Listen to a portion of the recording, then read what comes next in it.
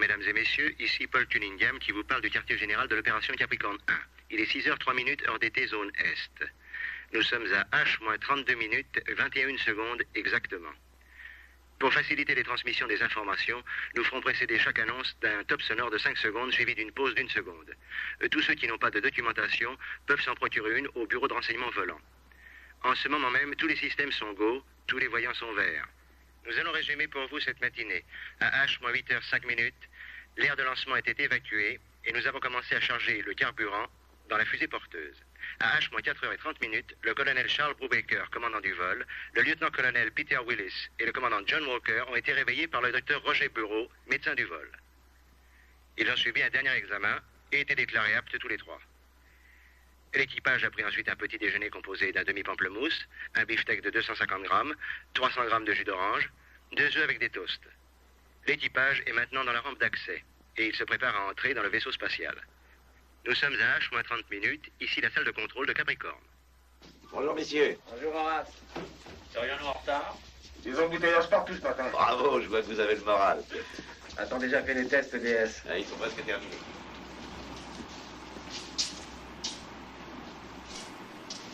Nous nous installons? Dans 1 minute. Qu'est-ce qu'il y a? Je suis pas très fort pour ce genre de choses. Je vous connais, surtout le colonel Brubaker, depuis quelque temps. J'ai passé toute une partie de ma vie à préparer ce vol. Je tenais à ce que vous sachiez que ce matin, je sens que tout ce à quoi je me suis consacré prend sa signification et je suis très fier.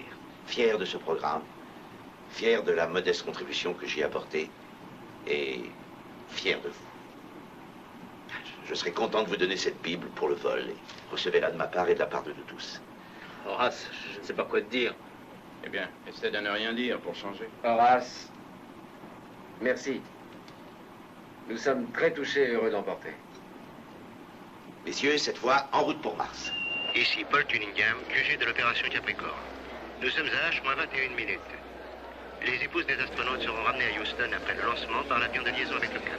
Bonjour, sénateur Pickard. Nous avons réservé 3 des meilleures places pour vous et le général Enders à côté du vice-président.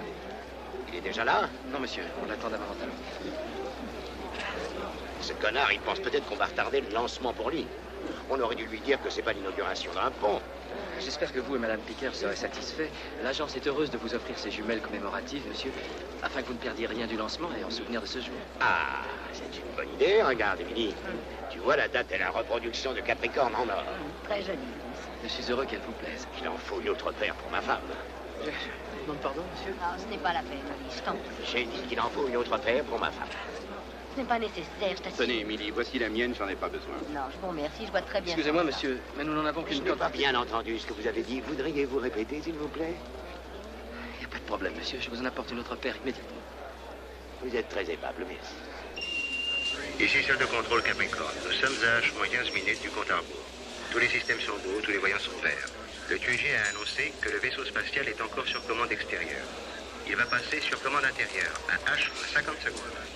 Les stations d'observation d'Ascension et de Canaries annoncent une réception 5 sur 5. Le porte-avions qui récupérera le module en cas d'interruption prématurée du vol est le USS Kitty Hawk, qui est actuellement à 350 000 nautiques au sud-est des Bermudes. Ici Capricorne 1, QG.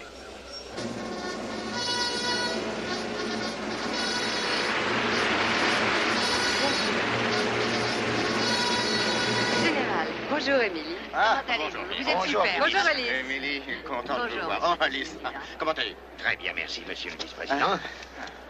Comment va le président aujourd'hui? Oh, très bien, merci, Alice. Et il m'a demandé de dire combien il était navré de ne pouvoir assister à ce lancement. Il avait malheureusement quelques affaires de la plus grande importance qu'il retenait à Washington. Telle que sa réélection. Monsieur le vice-président, j'espère que vous et Madame Price êtes satisfaits de vos places. L'agence est heureuse de vous offrir ces jumelles commémoratives, afin de vous permettre de mieux observer le lancement et d'en garder un souvenir. Merci beaucoup. Merci, ça me fait très plaisir. C'est très joli. Votre nom, mon garçon? Hughes, monsieur, Mark Hughes. Vous apprenez vite. Vous irez loin. Merci, monsieur. H-10 du compte à rebours. Premier étage vert, deuxième étage vert, deuxième étage vert. Vérification MDS, deuxième tableau. Roger MDS sur deuxième tableau. Capricorne 1, nous confirmons TARS et MDS. Vert pour les deux. Netco pour le guidage inertiel. Contrôle OMS. Roger Houston. Maintenant, messieurs, nous allons fermer le panneau. Si vous voulez sortir, c'est votre dernière chance. Eh Horace, Mars, c'est la rouge ou la verte? J'ai oublié. 24 milliards de dollars pour lancer les fous dans l'espace. C'est moins dangereux que pour les piétons. Le colonel Brubaker confirme que les tests de contrôle sont terminés. Le QG annonce que tous les systèmes sont go et les voyants verts. Le Dr James Calloway, directeur du programme spatial habité, est à Houston en ce moment même et en contact phonique direct avec l'équipage. Module d'atterrissage 01 fermé. 01 fermeture, ok. Capricorne 1, vous êtes sur pilotage autonome, CM total. Roger Houston, nous sommes sur pilotage autonome. Ultime contrôle de l'état de l'engin. Commencez la vérification. La pression TLR est de 45,2. Roger Houston. Roger, Capricorne. Enregistré. Voulez-vous me suivre, vous et vos hommes? Eh bien, qu'est-ce que ça veut dire? Cas d'extrême urgence, venez. Vite, suivez-moi. Vous êtes dingue ou quoi? Je n'ai pas le temps de vous expliquer, il y a un imprévu. Venez, je vous en prie, sortez tout de suite.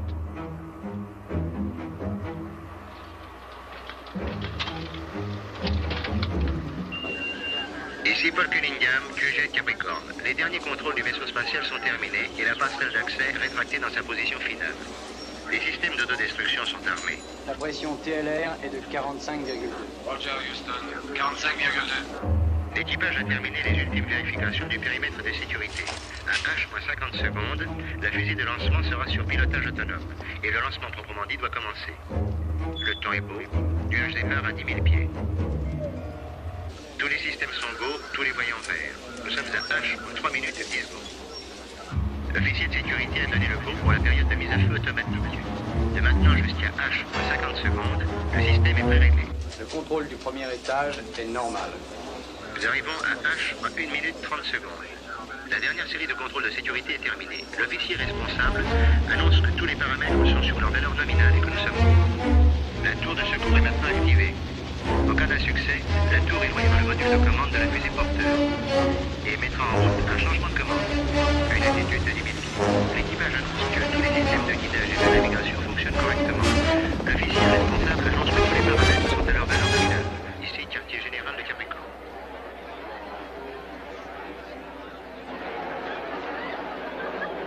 C'est le grand objet long et blanc qui est là-bas.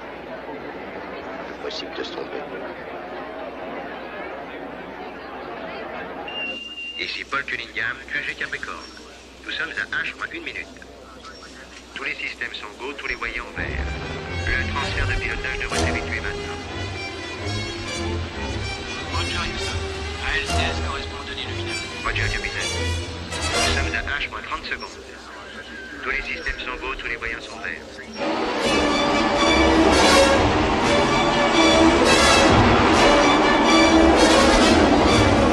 Colonel, nous en avons pour un moment. Vous et vos hommes devriez plutôt mettre ceci pour être plus à l'aise.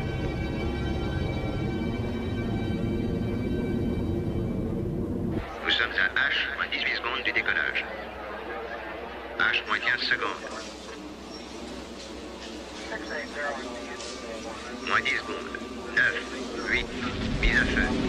10, 5, fusée extérieure. 3, fusée intérieure. 1, 0. Lancement. Le décollage a eu lieu à 35.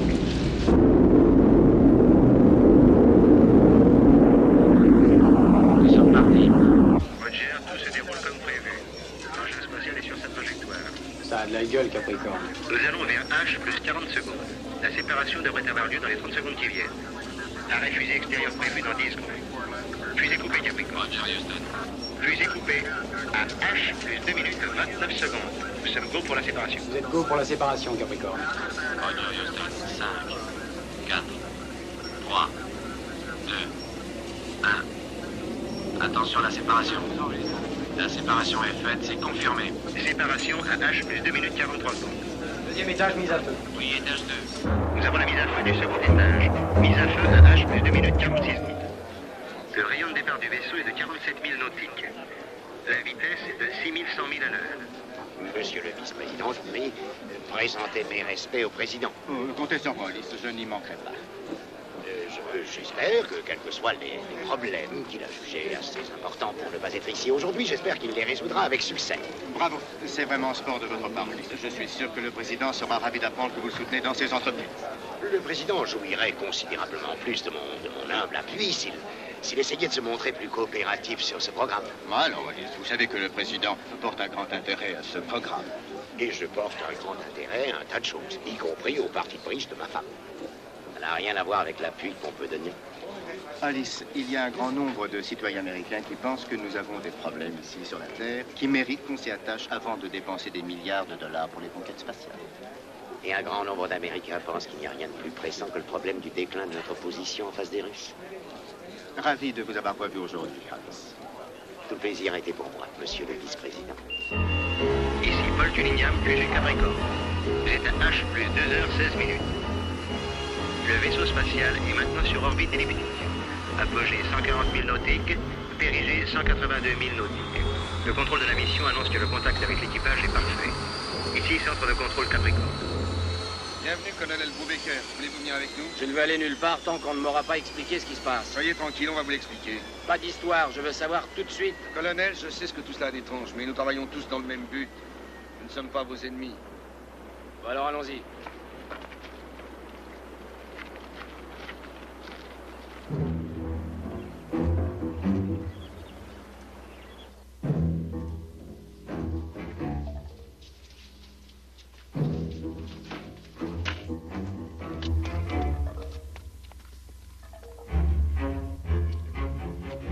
Voulez-vous attendre ici?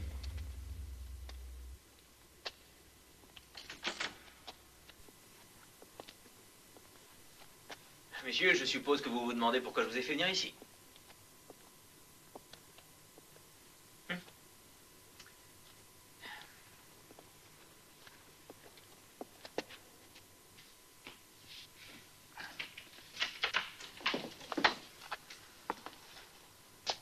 Bonjour, messieurs. Bonjour, docteur Kellaway, content de vous voir. Il se passe de drôles d'aventures dans ce voyage vers Mars. Nous pourrions peut-être nous asseoir.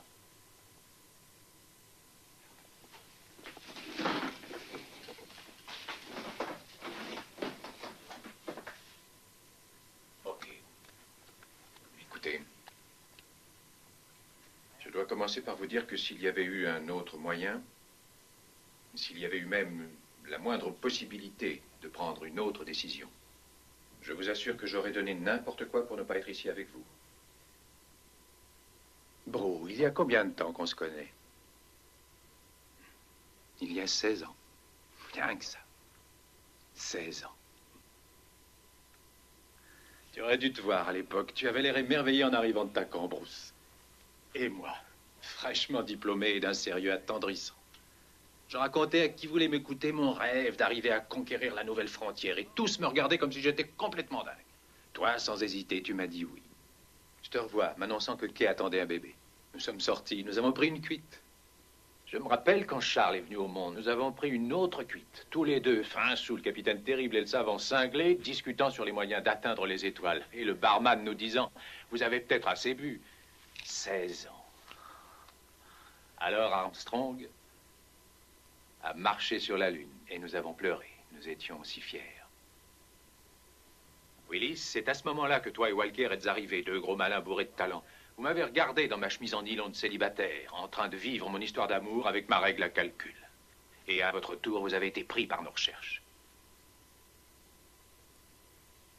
Je me rappelle quand Glenn a fait sa première orbite dans Mercury. On avait mis des téléviseurs dans le hall de la gare de Grand Central. Et des dizaines de milliers de braves gens ont manqué leur train pour regarder. Le jour où Apollo 17 a atterri sur la Lune, bon nombre de téléspectateurs ont téléphoné pour se plaindre parce que le vieux film Les Incorruptibles avait été retardé. Un vieux film, je vous demande un peu. À la rigueur, j'aurais compris si ça avait été une nouvelle version. Mais au fond, qu'est-ce que c'est que marcher sur la Lune, sinon un vieux film? Ah, Seigneur. Alors, d'un seul coup, tout le monde a commencé à demander à combien reviennent ces travaux, si ça vaut la peine de dépenser 20 milliards pour aller sur une autre planète. A-t-on oublié le cancer, les taudis, enfin, combien tout cela coûte-t-il? Combien chacun de ces rêves coûte-t-il pour l'amour du ciel? Et depuis quand y a-t-il un comptable pour chiffrer les idées? Vous savez qui assistait au lancement? Pas le président. Le vice-président, c'est tout. Le vice-président et sa rondouillarde petite épouse. Il était occupé, le président. Ce n'est pas exact. Il est juste un peu inquiet. Il y a de cela 2 mois environ, il a mis ses pieds sur le bureau de Woodrow Wilson d'un air là. Et il a dit, Jim, il faut réussir. Le Congrès ne va pas me rater. Il est à l'affût d'une raison pour arrêter le programme. Pas question de subir un autre échec, vous le comprenez. Il faut un succès. Calloway, mes vœux sont avec vous.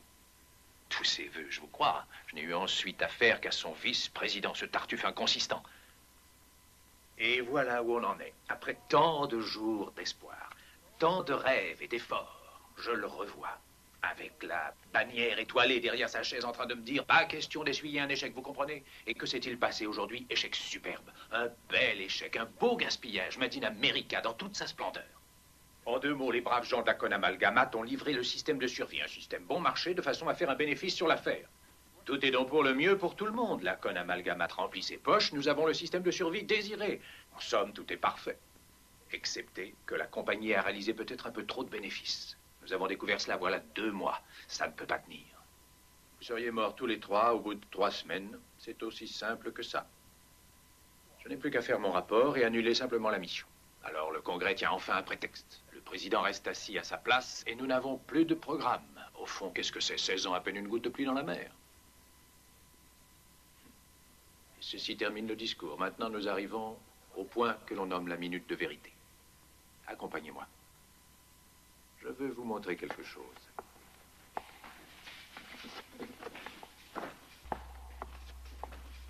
Roger, Houston. TMI, temps de combustion sera 5 minutes 45 secondes. Roger, Capricorne. Le temps de combustion du gaz Delta est de 3 secondes,3. Il y a une porte ici, je vais l'ouvrir et nous entrerons dans une autre sphère. Si vous voulez venir, vous comprendrez mieux. J'essaierai de répondre à vos questions. Après quoi... Mais suivez-moi plutôt.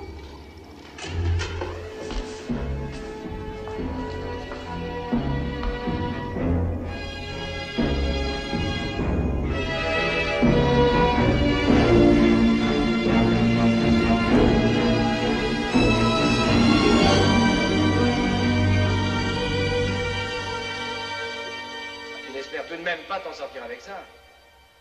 Je ne sais pas, c'est une chance à courir. Peut-être pas très solide, mais c'est une chance. Et qui est au courant? Personne, ou presque. Houston transmet les données du véritable vol. Toutes les mesures viennent du module de commande ainsi que vos voix et les données médicales. Nous avons tout enregistré au cours des différents vols simulés. Cela, il l'ignore.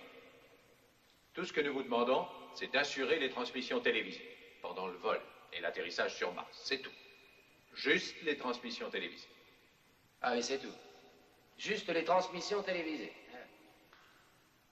Nous avons inséré un changement dans l'ordinateur de bord, afin que le vaisseau spatial se pose à 200 miles du point de chute prévu quand il reviendra sur la Terre. Un avion vous conduira sur une île proche de ce point. Ensuite, vous trouverez sur place un hélicoptère. L'hélicoptère vous amènera à la capsule spatiale et on vous placera à l'intérieur. Quant à la récupération, il faut compter un minimum d'au moins 1h30 pour atteindre le point d'impact, ce qui vous donnera le temps de vous installer dans la capsule. Quand le premier porte-avions sera sur les lieux, les hommes grenouilles vous trouveront à l'intérieur de l'habitacle et ils vous sortiront du vaisseau spatial. Tu as pensé à tout, Jim? Je ne sais pas, mais je l'espère. Naturellement, tu es sûr qu'on va marcher, hein? Je n'en suis pas sûr. Que fais-tu si c'est non? Je l'ignore. Ne dites pas non. Et à ce moment-là, la speakerine sort pour nous dire qu'on est filmé par la caméra invisible. Oui, Lise, crois-tu que tout ça me plaît? Crois-tu que je réalise vraiment que c'est moi qui organise cette mise en scène démentielle? Moi? Que c'est moi qui vous raconte tous les subterfuges qu'il a fallu employer? Et cette île à 200 miles de la zone prévue? Eh bien non, je ne sais même pas ce que je fais exactement. Mais je tiens si fort à notre travail que je crois que ça en vaut la peine. Je n'en suis pas certain. Je le crois, c'est tout. Et moi, je pense que je vais dégueuler. Bravo, voilà qui résoudra tout. Et cette comédie est censée servir à quoi? À empêcher de mourir quelque chose qui doit continuer. Avant de commencer à moraliser, faites un retour en arrière. Songez à ce que nous avons fait, à ce que nous avons encore à faire dans cette voie. Songez à ce que nous avons représenté pour notre pays. À présent, personne ne porte plus d'intérêt à quoi que ce soit. Les bonnes gens bouclent leur garage, s'enferment ensuite chez eux, ils se cachent dans leur placard, ils ont peur, ils ont même peur d'allumer leur téléviseur, tellement ils redoutent ce qu'on va leur annoncer aux nouvelles du soir. Il ne reste plus rien maintenant à quoi on puisse croire. Et vous voulez faire éclater cette histoire au grand jour? Dieu sait quelle réaction cela pourrait provoquer dans les esprits moyens. Je suis consterné, si totalement consterné que je ne sais pas quoi faire d'autre. J'avance sur un fil pendu par le bout des doigts, comme d'ailleurs la plupart d'entre nous. Ben, allez-y, vous, si vous voulez être de ceux qui donnent une raison de plus à leurs contemporains pour renoncer, pour abdiquer. Allez-y. Ah, c'est vraiment incroyable. On marche dans ta combine, on raconte des histoires grosses comme une maison et ce monde de vérité et d'idéal est protégé. Mais nous ne voulons pas te suivre dans cette mystification du siècle, car d'une manière ou d'une autre, je pense qu'elle aura un effet désastreux pour tout le pays. Tu es bien gentil, Jim, mais pas question. Allons, tu déformes mes paroles. Tu te condamnes toi-même, Jim. Ne condamne pas le programme, bro. Ne le surestime pas trop. Je ne suis pas sûr que l'annulation d'un vol ou que des crédits réduits pendant une période signifie la fin de l'Amérique, Jim. C'est pas aussi simple que cela, tu le sais. Oh, je ne le sais pas. Si le seul moyen de conserver en vie quelque chose est que moi je devienne tout ce que je déteste, je ne sais pas si ce quelque chose vaut la peine qu'on le conserve. Voyons, bro. Réfléchis avant de dire ça. Inutile de chercher à me convaincre. Voyons, bro, réfléchis avant de dire ça. Je ne trouve pas que ce soit bien. Tout ça, c'est de la connerie.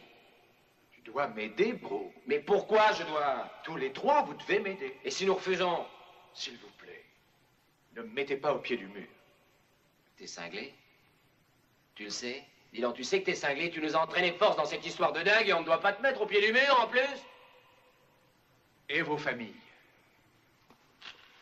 Que viennent faire nos familles là-dedans? Je vous en prie, acceptez de collaborer. Que viennent faire nos familles là-dedans? Vous devez collaborer. Dites-vous que cette affaire me dépasse, les gars. Vous croyez que tout cela a été monté par quelques illuminés? Eh bien non, c'est plus grave.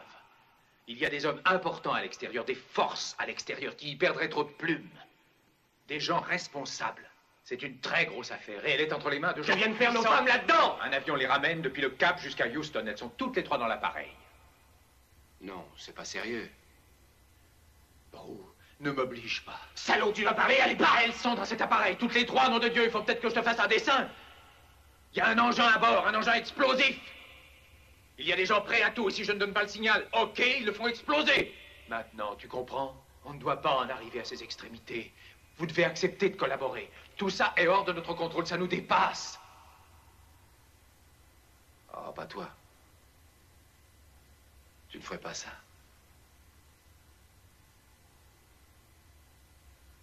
Je n'ai rien à te répondre.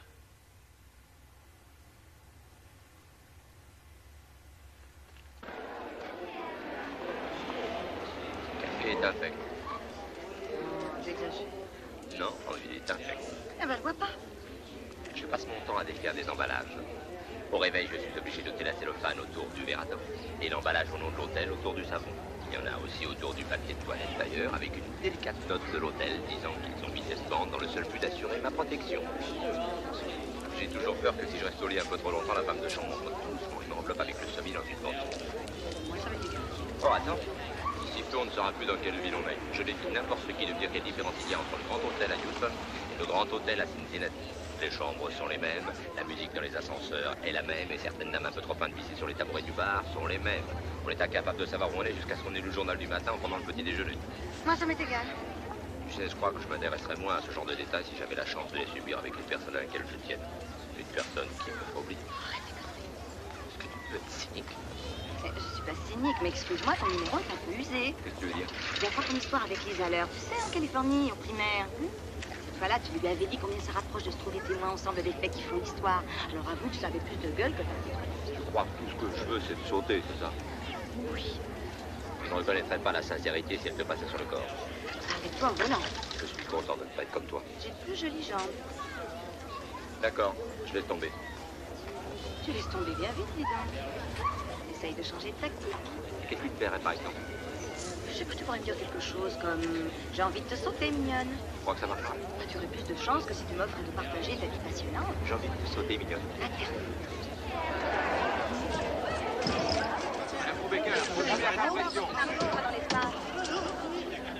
suis désolée que vous soyez resté à attendre devant chez moi toute la journée.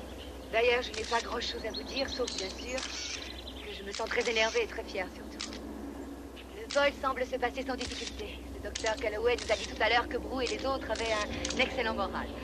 En quoi cela a-t-il bouleversé votre vie familiale? Ça, c'est une question originale. Eh bien, les enfants vont continuer à l'école et nous essaierons de mener une vie normale en l'attendant. Je suppose que c'est tout ce que j'ai à vous dire. Merci à vous tous d'être venus. J'ai juste voulu vous dire bonjour et maintenant je rentre. Merci encore et au revoir.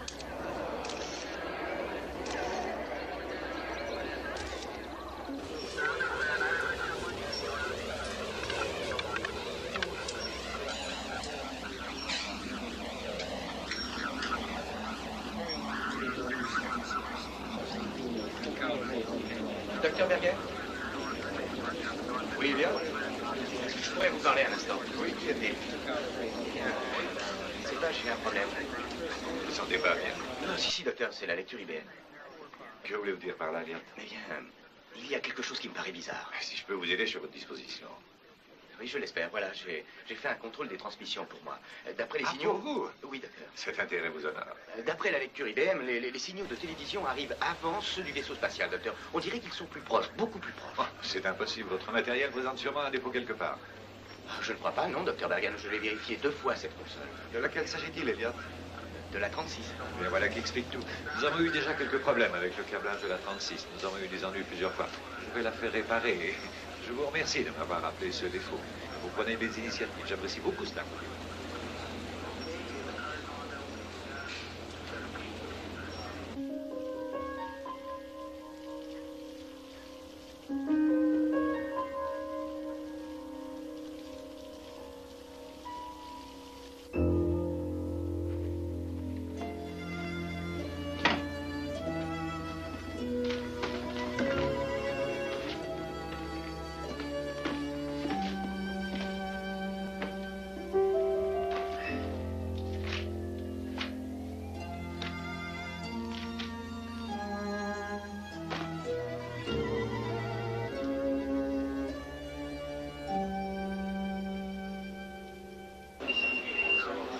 Paul Cunningham, QG Capricorne. Nous sommes à H plus 131 jours, 4 heures, 15 minutes de vol et à 5 minutes de l'atterrissage. Les épouses des membres de l'équipage sont arrivées au centre de contrôle à 2h31 heure d'été zone Est. Dans quelques minutes, nous devrons recevoir un signal du vaisseau spatial. Il est important de savoir qu'il faut 21 minutes pour qu'un signal arrive de Mars sur la Terre. Nous n'avons aucun moyen pour communiquer avec Capricorne 1. Et ce que nous verrons s'est passé en réalité 21 minutes plus tôt. Ici QG Capricorne. Annoncez-moi quelque chose. Nous passons sur une fréquence secondaire. Houston, ici Capricorne 1. La séparation CMLM a été conforme. J'ai le contact visuel par le numéro gauche. Temps de combustion du gaz Delta, 3 secondes 3. 3 secondes 3, combustion correcte. Nous devrions avoir des nouvelles du CM incessamment. Vous allez voir. Ici Capricorne CM, je vois le LM. 5 minutes après l'atterrissage, ce connard de Price va m'appeler pour me dire que le président est heureux de ce succès. Si nos données sont correctes, leur altitude est de 2 nautiques 2. Inclinaison 20 degrés. Descente verticale 44 degrés 6 pieds à la minute. Nous avons passé la fenêtre inférieure. Altitude 950 pieds. Tout va bien. 15 secondes. 15 secondes. 10 secondes. 10 secondes. 9. 8. 7. 6. 5. 4. 3. 2. 1. 0. Houston, ici Capricorne 1. Nous avons atterri.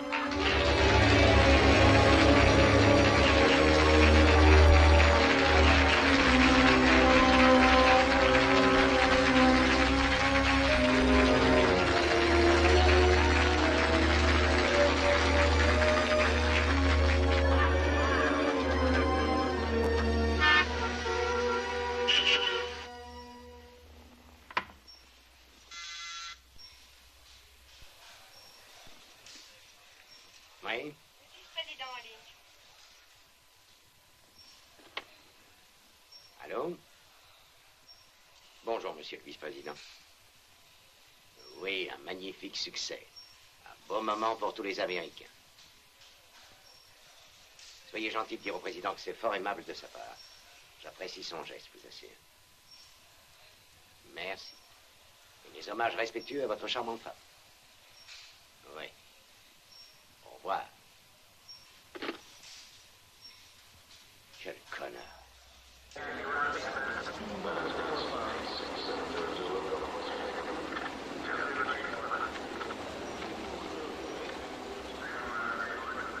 Docteur Kelloway, pourrais-je vous parler un instant? Bien entendu, Elliot. Dites-moi, quel est votre problème? Voilà, il y a quelque chose que je n'arrive pas à comprendre. Quoi, Elliot? Je n'en suis pas certain à 100%, mais c'est au sujet des lectures. J'ai vu le docteur Bergen à ce sujet il y a longtemps, mais il me dit que ça vient de la console. Est-ce que vous voudriez jeter un coup d'œil? Sur quelle console travaillez-vous? Télémétrie 36. Oh oui, le docteur Bergen est venu m'en parler. Nous l'avons donné à réparer. Je sais, monsieur, je sais. Et depuis, j'obtiens les mêmes résultats. Des résultats sur quoi? Voilà, j'ai établi un programme personnel pour vérifier quelque chose, et les résultats sont différents. Vous avez composé un programme? Oui, monsieur. Mais à part que ce soit la console.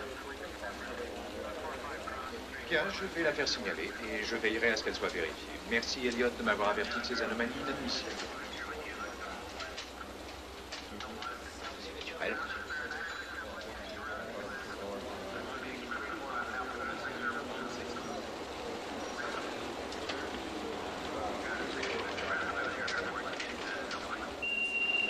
Ici Paul Cunningham, QG Capricorn. Le directeur du vol annonce que l'équipage du LM a reçu le go pour le premier atterrissage sur le sol de Mars. Le décalage de temps rendant une conversation impossible, l'équipage a emporté un message du président des États-Unis enregistré avant le départ. Ici le QG du Capricorn. Houston, nous enclenchons la caméra. Roger, Capricorn. Houston, vous devriez recevoir l'image. Nous avons une excellente image. Houston, je suis hors du hublot de sortie. Je suis sur l'échelle.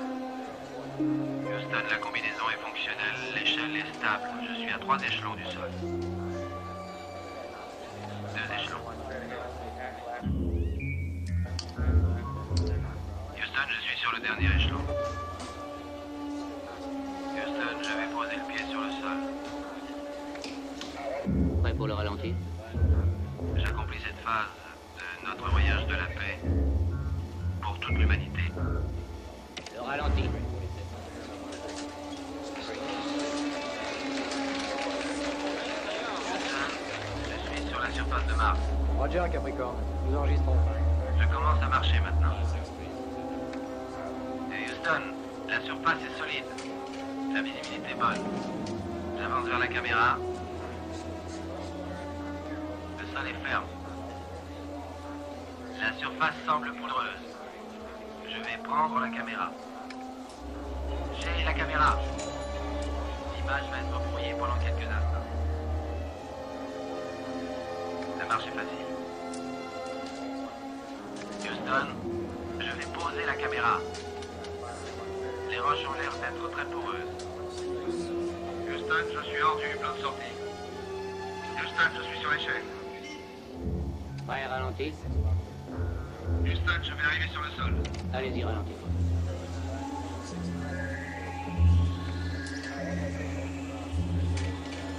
Houston, je suis sur le sol de Mars.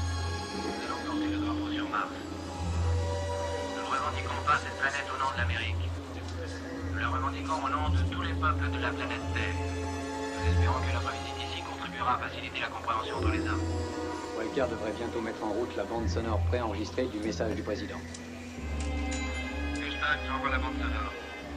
Aux hommes de Capricorne 1, je vous apporte les félicitations de vos compatriotes américains et de tous les citoyens du monde. Vous êtes si loin. Ici, il faut plus de 20 minutes à la lumière pour vous atteindre. Et l'on peut dire non seulement la lumière, mais aussi le temps. Vous êtes dans un autre temps vis-à-vis de nous. Nous ne serons jamais plus les mêmes. Car ce moment, plus qu'aucun autre moment de notre histoire, est de tous les hommes dans le monde à réaliser que nous faisons partie d'une planète qui fait elle-même partie d'un système qui fait partie de l'univers. Nous sommes des particules d'énergie capables de mesquinerie, mais aussi capables de grandeur. Nous savons combien nous pouvons être mauvais. Mais vous, hommes de Capricorne 1, vous nous prouvez combien nous pouvons être aussi merveilleux. En nous montrant les hauteurs que nous pouvons atteindre, vous avez franchi la dernière grande frontière et vous nous avez fait comprendre ce que nous sommes. Des gens dont la couleur, la religion et les idéologies sont différentes, mais malgré tout, un seul peuple. Vous êtes la vérité fondamentale. Vous êtes la réalité. Nous ne vous oublierons jamais. serons toujours reconnaissants.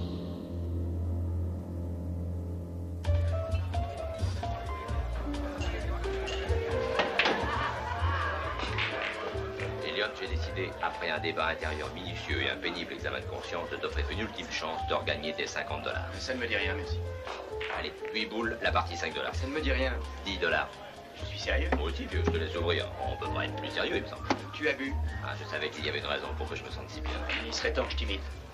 Elliot, sous cette chemise de bourgeois, tu as un cœur qui bat. Un peu amidonné, peut-être, mais un cœur.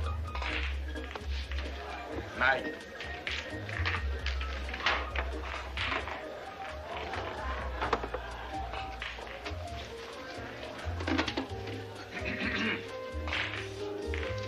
Tu as dit que j'ouvrais.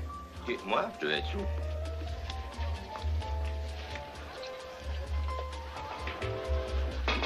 Alors, grande journée de boulot, hein? Parlons d'autre chose, Mike. Tiens, t'as cassé ta règle à calcul? Je suis pas absolument sûr. J'ai fait un contrôle sur mes signaux de transmission, j'ai obtenu des chiffres complètement aberrants. Je l'ai dit au docteur Bergen, mais j'ai l'impression que mon initiative l'a plutôt emmerdé. À son avis, ce doit être un défaut de la console. Je suis allé le dire au docteur Kellaway, qui m'a répondu la même chose. Bravo. Et qu'est-ce que tu espères, la médaille du mérite? Je me dis aussi, ils doivent savoir ce qu'ils font. Ce que j'ai obtenu ne peut pas être juste. Je sais que c'est impossible. Est-ce que tu admets que tes résultats peuvent pas être justes? Pourquoi est-ce que tu te fais de la mine? C'est la façon dont ils ont réagi. Ils n'ont pas cherché à les contrôler. Ils m'ont regardé comme un gosse un peu curieux. Ils m'ont offert une sucette. De quel ordre tes chiffres? Je dois admettre que c'est ridicule. Alors jouons au billard, tu veux.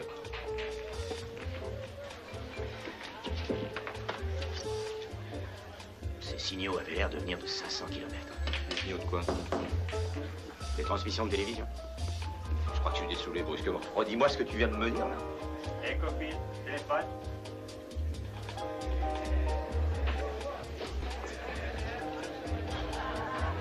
Alors? Oui, ici c'est Cofield. Quoi? Pardon, voulez-vous essayer de parler plus fort? La communication laisse à désirer, il y a des crachotements et j'entends pas très bien. Qui? Non, je saisis pas ce que vous voulez.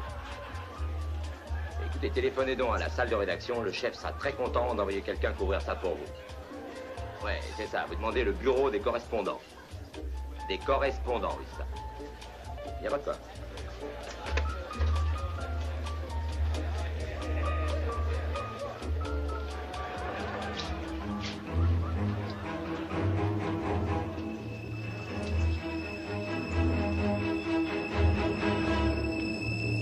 Qu'est-ce qu'il y a faim? Merci. Ah, les prodiges de l'homme de science. Nous sommes là, à des millions de milles de la Terre, et nous pouvons envoyer chercher une pizza. Je ne le ferai pas. Tu ne feras pas quoi? Demain, je ne m'assierai pas dans ce truc pour dire à ma femme d'un air ravi que tout va bien. Je ne ferai pas ça. J'ai essayé. Mais j'ai deux gosses aux grands yeux candides. Je leur ai dit que leur père faisait ce voyage pour qu'ils soient fiers de lui. Comme lui l'était d'eux. Et je vais rentrer chez nous. Je les serrai contre moi, il faudra que je les regarde dans les yeux. En leur disant que j'ai vraiment fait ce vol. Peut-être est-ce mieux que de rentrer à la maison et de leur avouer que je ne l'ai pas fait. Je voudrais savoir ce qui est bien, mais en fait, je l'ignore. Nous sommes restés sagement ici depuis des mois, racontant leurs mensonges à leur place. Et je refuse de continuer à le faire. Ok, alors on se lance et on cache le morceau demain à la télévision. Qu'est-ce que ça donnera? On aurait gâché le dîner de pas mal de gens. Nous nous sommes déjà gâchés nous-mêmes. D'accord, et qu'est-ce qu'on aura de plus en semant le gâchis dans l'esprit des autres? Ah, là, il marque un point. C'est pour toi que nous avons accepté de marcher. Toi et nos familles. Et tout d'un coup, tu veux en sortir en déclenchant le plus terrible des orages. Et nous serons pulvérisés tous les trois par ces retombées. Et nos familles. Tu as pensé à nos familles? Je sais.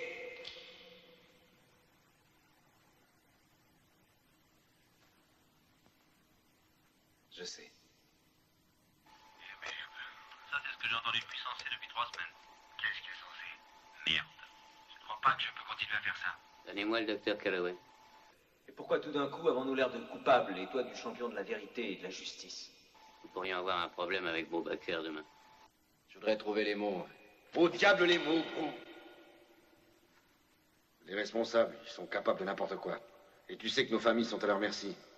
Nous sommes dans cette affaire et nous sommes trop engagés pour arrêter maintenant. Aucun de nous ne doit décider seul. Nous devons décider ensemble. Excusez-moi, j'essaie d'obtenir un numéro depuis plus d'une heure et c'est occupé. Voudriez-vous être assez gentil pour vérifier ça? Oui, je sais que c'est pas votre travail. Oui, exactement, c'est un cas d'urgence. Merci. 1, 9, 3, 3, 6, 3, 9. Non, 3, 6, 3, 9. Monsieur Elliot Twitter.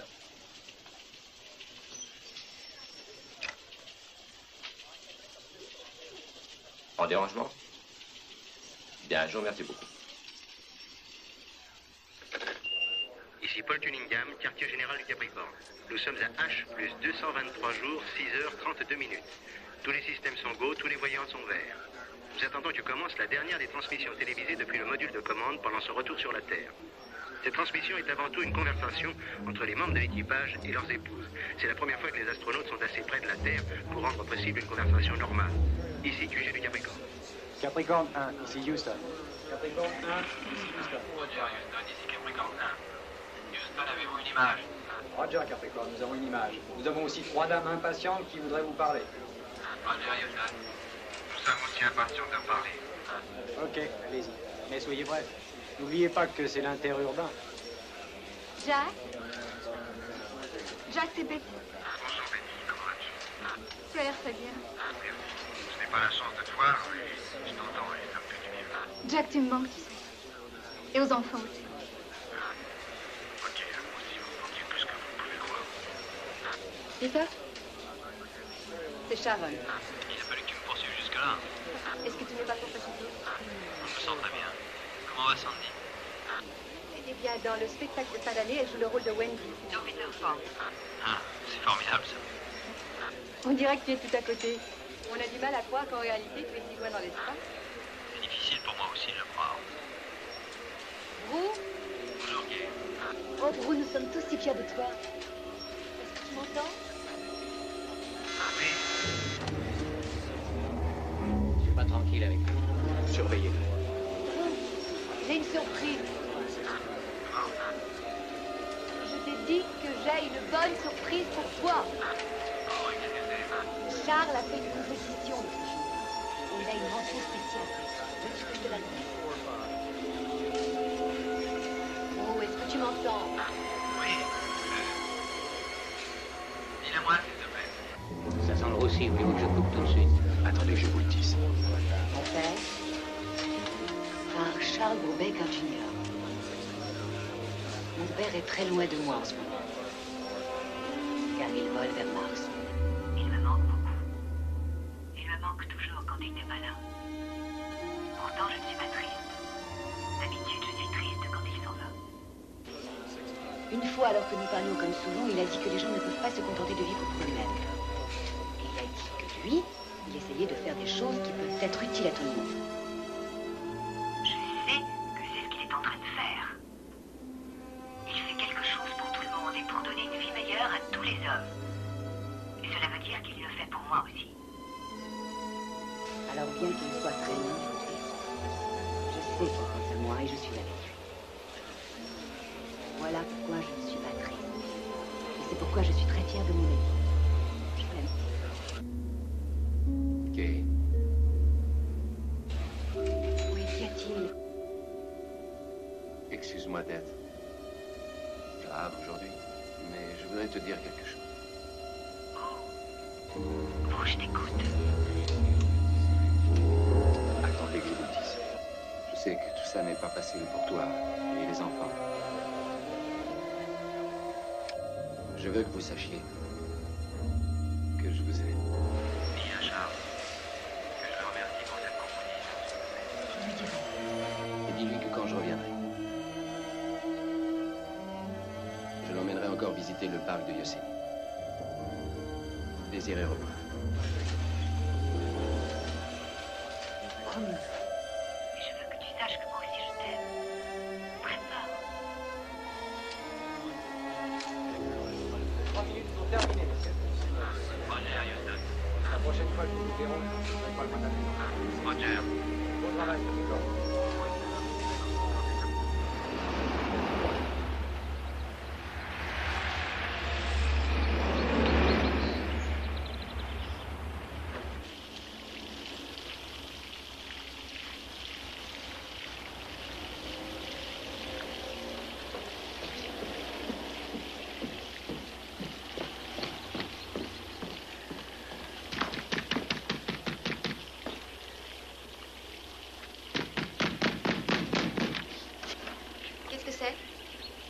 Witter est là, dites-lui que c'est Coffin.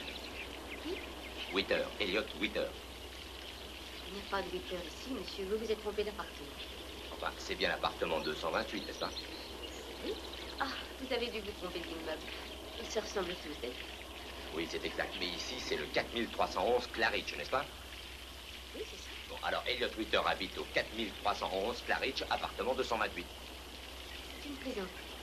Écoutez, je suis venu ici 1 million de fois. Witter est un ami à moi et il habite dans cet appartement.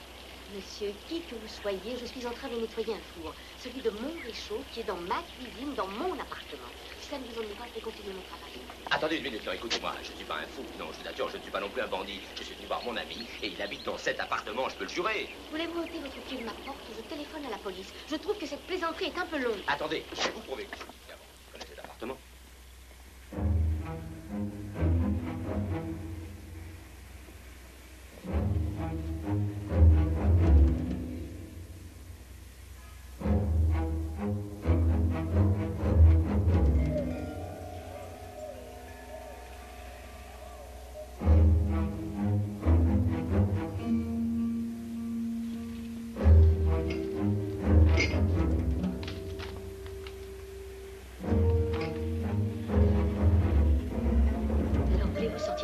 Dois-je téléphoner à la police?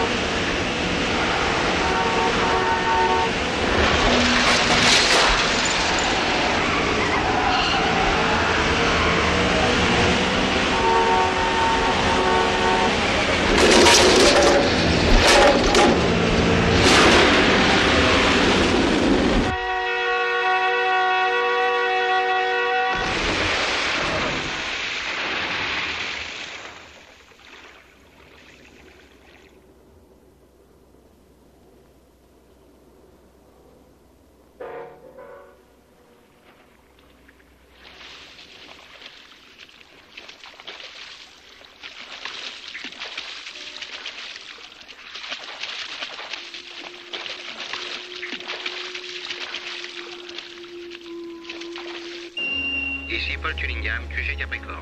Nous sommes à 259 jours, 14 heures, 12 minutes de vol. Tous les systèmes sont en ordre, tous les voyants sont verts. Le porte-avions chargé de la récupération, le USS Oriskany, est en position. Si la capsule arrive au point de chute prévu, il s'écoulera 18 minutes entre l'amérissage et l'ouverture du panneau de sortie. Quand l'équipage aura entendu sur le pont les paroles de bienvenue à bord prononcées par le capitaine Earl Marks, il devra subir une série de tests médicaux. Ce soir à 20h, heure d'été, zone Pacifique, l'équipage assistera au banquet de la victoire couronné par un dessert spécial. Un gâteau rouge de 12 mètres de haut représentant la surface de Mars. Nous sommes à 23 minutes 12 secondes du commencement de la phase de rentrée. Ici QG Capricorne. Nous avons un hélicoptère qui attend dans l'île pour vous amener à la capsule quand elle se posera en mer. Il faudra alors escagner environ 1h30 pour vous joindre, donc il n'y a pas besoin de se presser. Dernière vérification des systèmes. Vérification des propulseurs de séparation. Propulseur extérieur branché. Propulseur intérieur branché. Comment ça se présente? Il pourrait y avoir un léger problème, monsieur.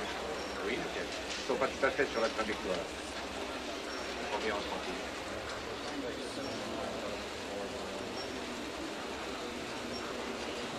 Au moins à 200 nautiques. Si loin? Il faudra compter 1h30 pour que le porte-avions arrive à proximité.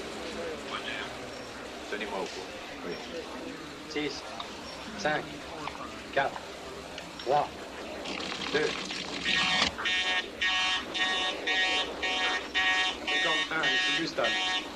Capricorne 1, le voyant du bouclier thermique est au rouge. Capricorne 1, ici Houston. Le voyant du bouclier thermique est au rouge. Me recevez-vous? Capricorne 1, ici Houston. Capricorne 1, ici Houston. Le voyant du bouclier thermique est au rouge. Me recevez-vous? Capricorne 1, ici Houston. Capricorne 1, le voyant du bouclier thermique est au rouge. Répondez. Capricorne 1, WC, Aloha. Capricorne 1, ici Houston, m'entendez-vous?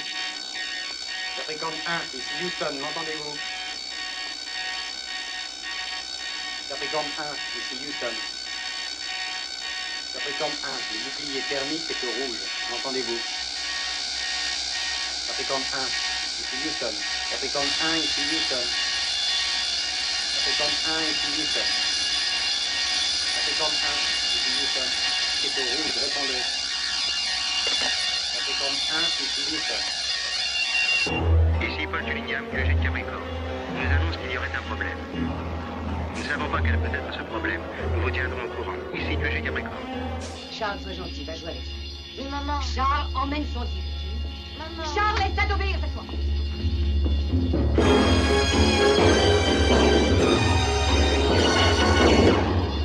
Capricorne 1, ici Houston.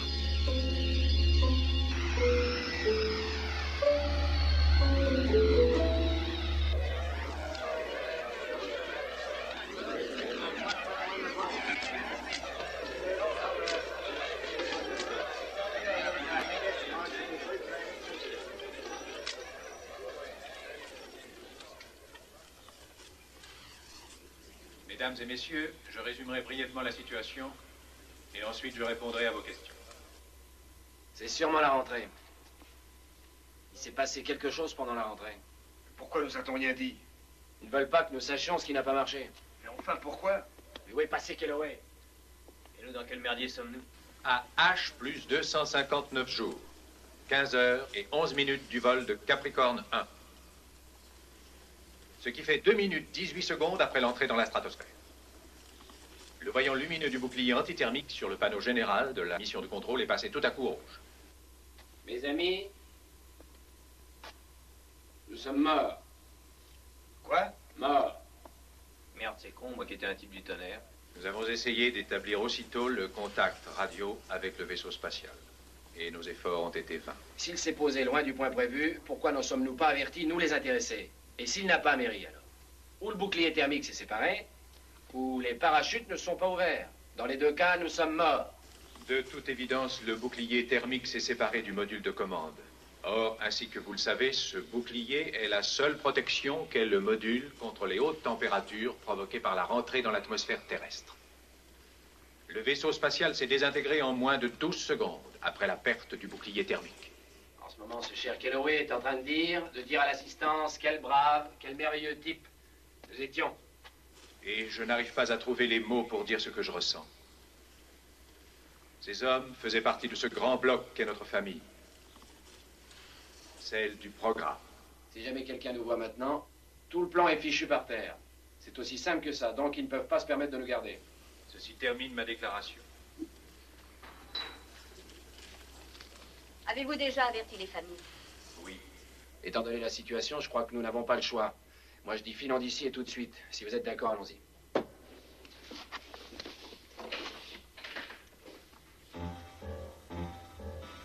Quand le bouclier antithermique a-t-il été vérifié pour la dernière fois? Pendant toute la phase de rentrée, des séries de contrôles complets ont été faites. Chacune de ces vérifications nous a indiqué que le bouclier était en place.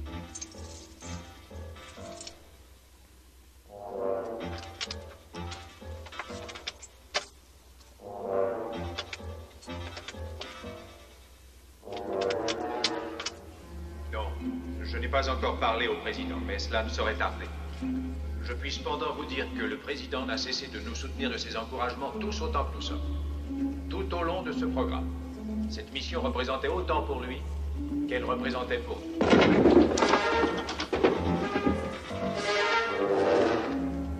Croyez-vous que cela mettra un point final au programme spatial habité? Ça, je l'ignore. On ne peut pas aller aussi loin sans trébucher quelque part en cours de route. Cela ne signifie pas que notre but n'en vaille pas la peine. Trop de gens y ont donné tant d'eux-mêmes. 1967, n'oubliez pas que Apollo 1 a brûlé.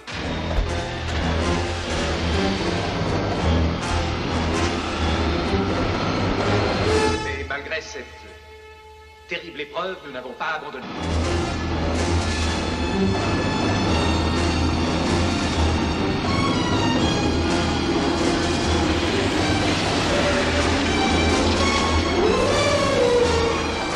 Nous avons continué comme ils l'auraient voulu eux-mêmes.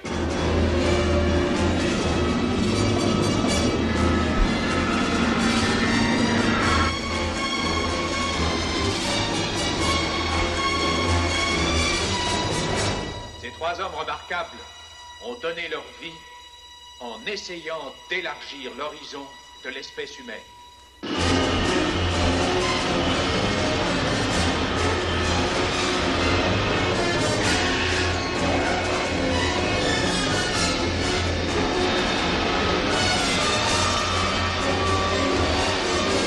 Les garçons sont morts en avançant vers ce but.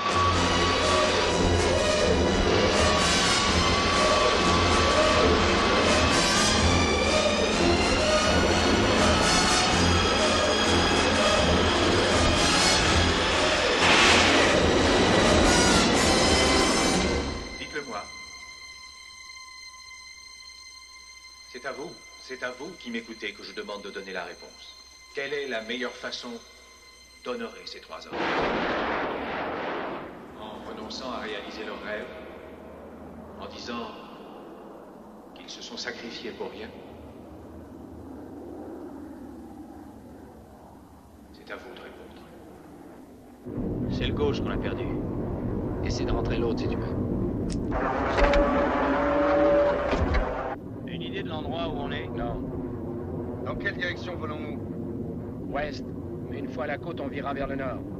Ce qu'il faut, c'est trouver une ville quelconque, si petite soit-elle, mais une ville. Où on puisse voir des gens, une station de télé, un journal, enfin un endroit où on puisse se montrer, et c'est terminé. Je ne suis pas sûr que tout sera terminé. Nos familles, nos gosses, croient qu'on est mort. Là, je me demande, quand on se montrera que tout le monde saura le fin mot de l'histoire, si les gens seront tellement ravis. Il faudrait peut-être mieux pour eux qu'on soit vraiment morts.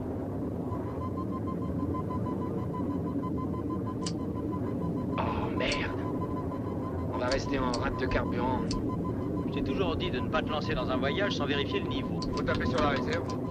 Nous sommes déjà sur la réserve. Ça manquait. Je vais commencer à tourner pour trouver un endroit où atterrir. Là-bas. Là-bas, après ce coin de roche. Tu crois que tu sais poser un truc comme ça? Plein volet.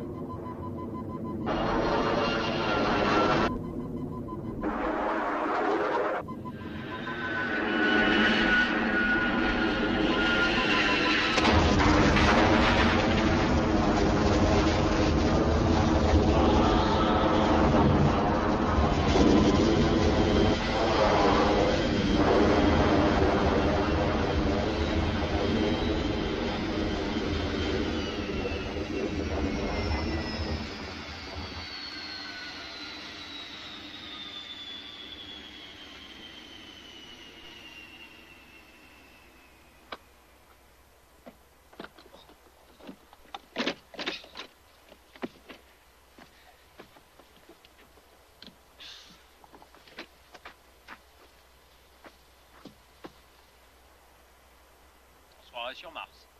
Vous avez environ 20 minutes d'avance sur eux. Ce sera pas difficile de repérer cet avion d'en haut. Nous avons deux possibilités. Ou nous restons ensemble, ou bien nous partons dans trois directions. Hey, j'ai trouvé une boîte de survie là-dedans.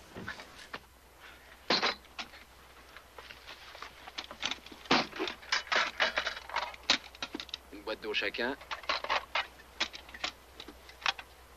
Une fusée chacun. John, tu prends le briquet. Peter et moi, on se partage les allumettes. Qui veut le revolver? Je me tirerai dans le pied. Moi, je le tirais dans l'autre pied.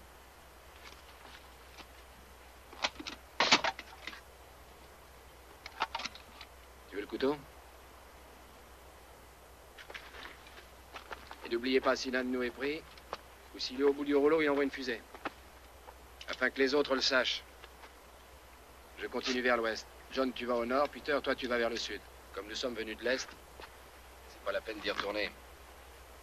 On a guère de temps, et il y a tellement de choses à se dire alors en route. Si l'un de nous trois peut s'en tirer, tant mieux. T'es jamais raconté l'histoire de ce gars dont le boulot était d'appliquer un emplâtre aux éléphants malades? Merci.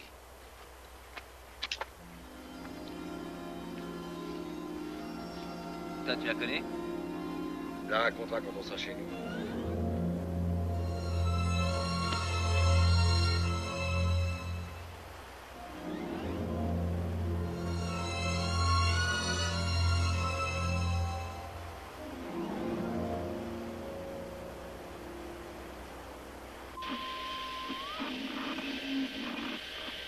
Dis à Charles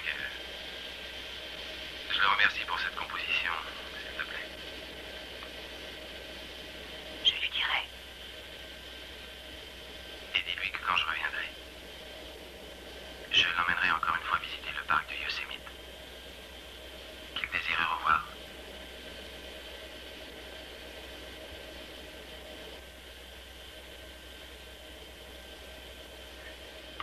Avant ça, on va passer devant encore. Qu'il désirait revoir.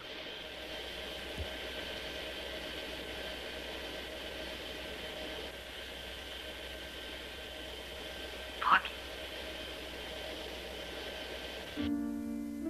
Écoutez. Monsieur Croc, dites. Faisons des trucs de briques et de broc, dites.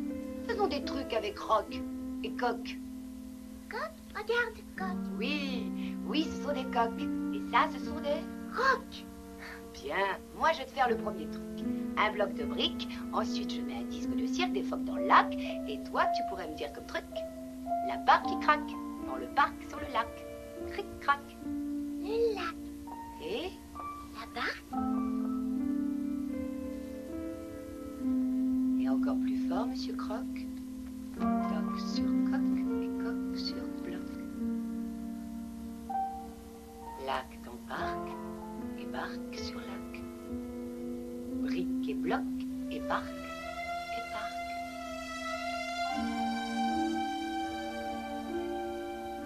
Et de plus en plus fort. À vous, monsieur Croc. Essayez de dire ça. Monsieur Croc.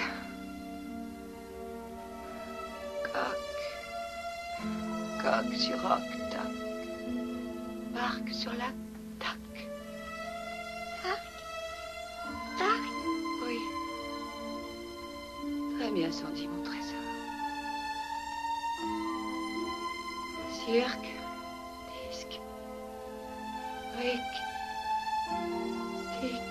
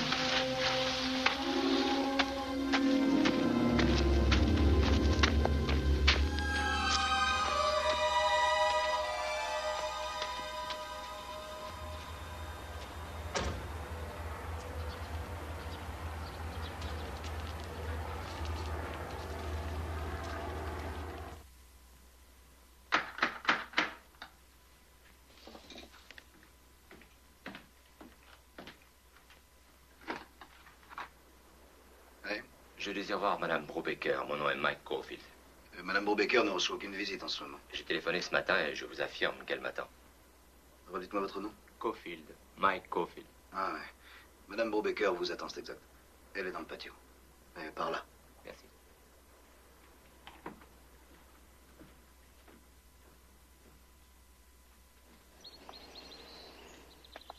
Madame Brubaker? Monsieur Caulfield, asseyez-vous, je vous prie.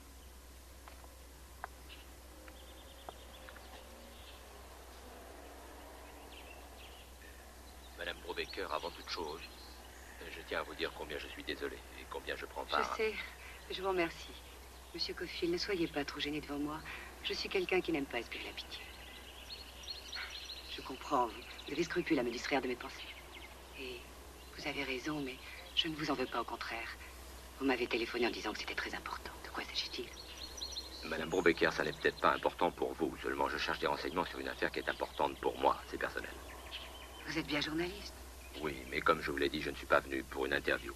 J'aimerais avoir quelques détails de votre part à propos de la dernière conversation que vous avez eue avec votre mari pendant leur tour vers la Terre. Et pourquoi?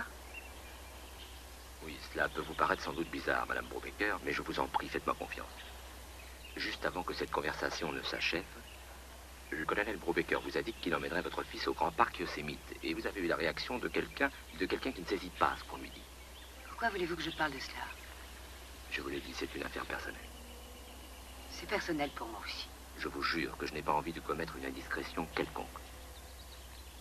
En quoi ce genre de détail peut-il vous intéresser? Je vous en prie, faites-moi confiance. Pourquoi? Effectivement, c'est une bonne question.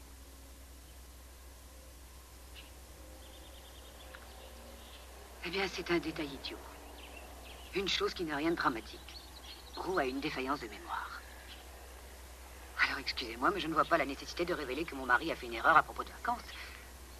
Lui qui avait l'esprit à d'autres choses plus importantes. Non, attendez, je n'ai pas l'intention de faire un article ou d'en parler à la radio. Que cherchez-vous? C'est un rapport avec un de mes amis. Je saurais quelque chose? Si je savais de quoi il s'agit, je pourrais vous le dire. Eh bien, ce n'est rien. Roux a dit qu'il ramènerait notre fils au parc Yosemite en rentrant. Or, nous sommes allés à Flat Rock et non au parc Yosemite. Je crois qu'il n'y a aucune allusion cosmique dans la confusion qu'il a faite. Madame Brubaker, je vous remercie infiniment. Je ne doute pas que vous ayez autre chose à faire ce matin que de répondre à mes stupides questions. J'en croyais rien. Je peux vous aider un peu, au moins. J'en suis pas encore sûr. Pourrais-je vous appeler à nouveau? Oui.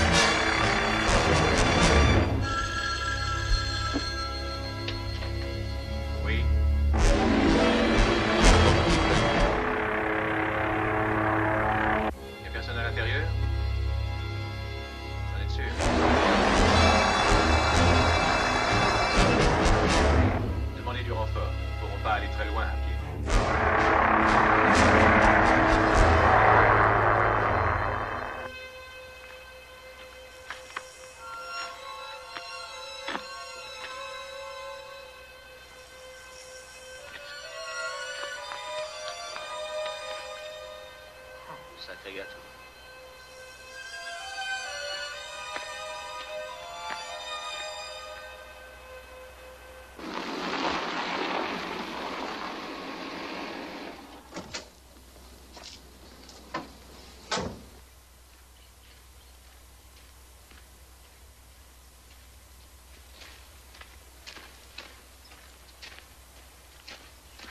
Flat Rock est conservé comme attraction touristique protégée par le ministère de l'Intérieur des États-Unis.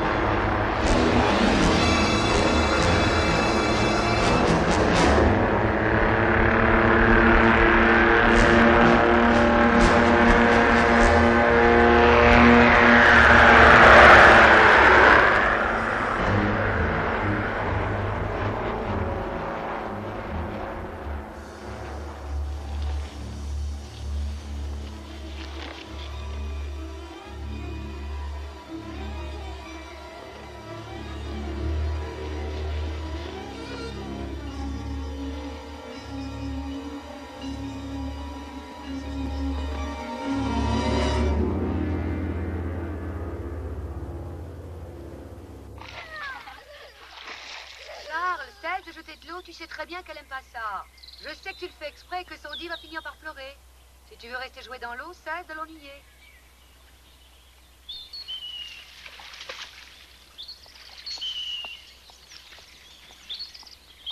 Salut, oncle Jim. Salut, Charles.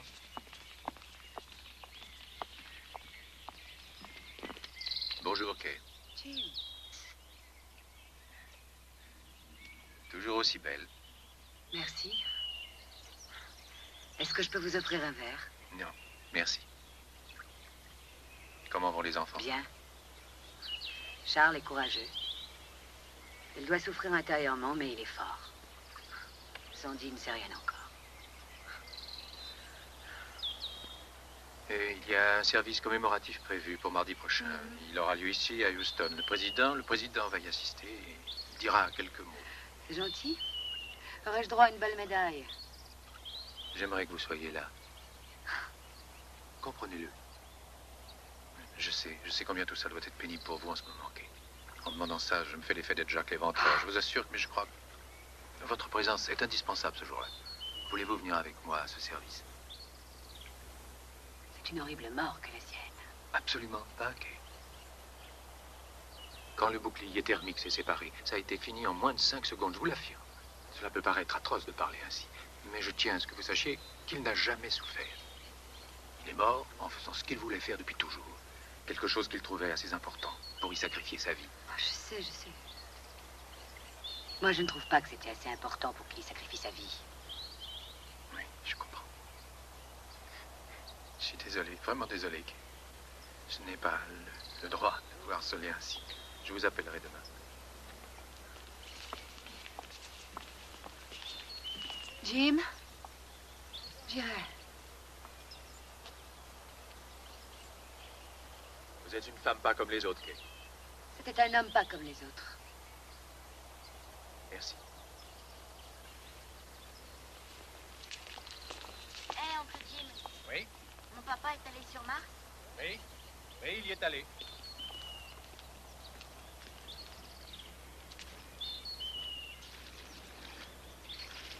Je suis complètement déshydraté. Déshydraté. Les signes. Le manuel dit chercher les signes qui indiquent la présence de l'eau. De l'eau. Le manuel dit les signes qui indiquent la présence de l'eau.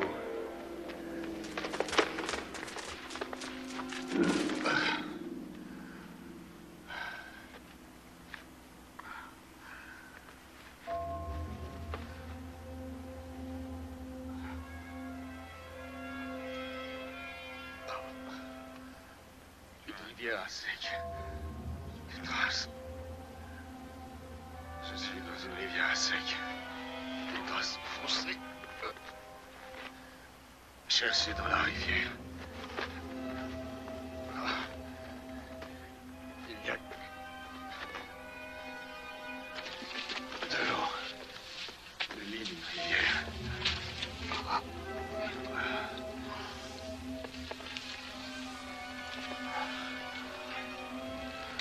De l'eau.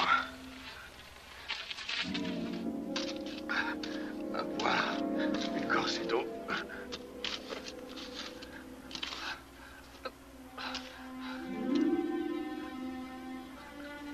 Isabelle, il n'y a pas d'eau.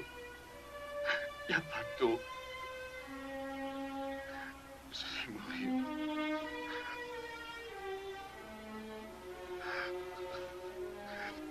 Isabelle.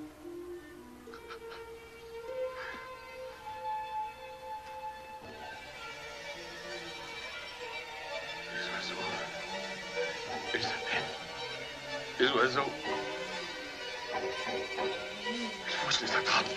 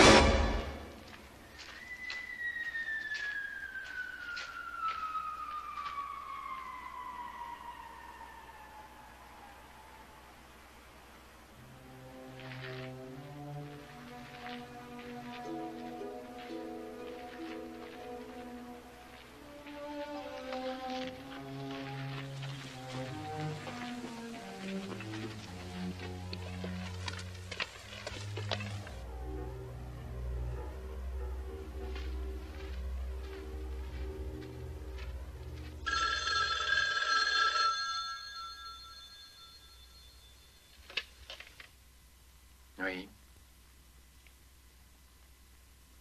Il était seul?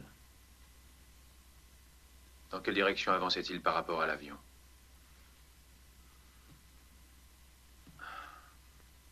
Cherchez direction sud et ouest maintenant. Rappelez ceux qui cherchent au nord et à l'est. Les deux autres sont au sud et à l'ouest. Rebonjour. Rebonjour. Puis-je vous offrir un verre? Volontiers, merci. Qu'est-ce que vous voulez boire? Un scotch, nature, s'il vous plaît.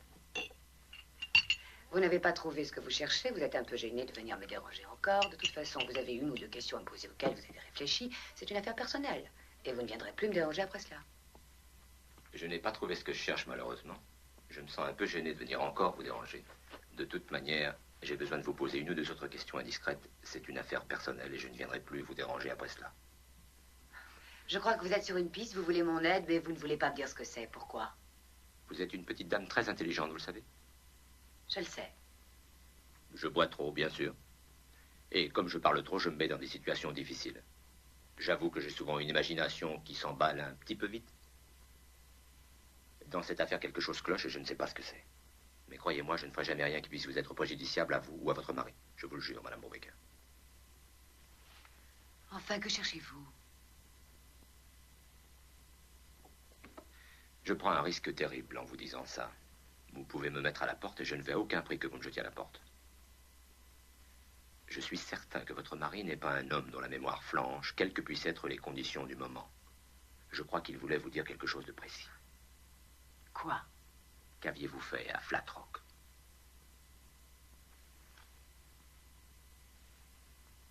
Rien de spécial. Nous sommes repartis le même jour parce que Charles ne se sentait pas bien. Mais qu'avez-vous fait ce jour-là? Ah, ça, je ne m'en souviens pas. Nous avons visité la ville avec un groupe et un guide pour commenter. Et je ne me souviens pas. Nous avons fait des films aussi. Vous les avez? Oui. Je peux les voir? Oui. Une équipe de cinéma tournait un western, justement. Roux était sidéré. Il n'avait jamais pensé qu'il fallait si longtemps pour tourner une simple scène. Charles a beaucoup aimé cela. Il n'était pourtant pas dans sa meilleure forme. Il ne le savait pas, mais il était malade. Brou était fasciné par ce travail. Il s'émerveillait que des décors aussi truqués puissent sembler aussi vrais. Il disait que, avec les progrès de la technologie, on pourrait faire croire aux gens à peu près n'importe quoi. Et celle-là, tu la connais? Il y a un gars qui fait un voyage en Europe. Ce sont ses premières vacances depuis longtemps. Et il voit tout, le gars. Il voit tout. Il se paye du bon temps. Et enfin, au bout de quelques temps, il donne un coup de fil chez lui. Alors, c'est son frère qui répond. Le gars dit à son frère: alors, comment ça va à la maison? Et le frère lui dit: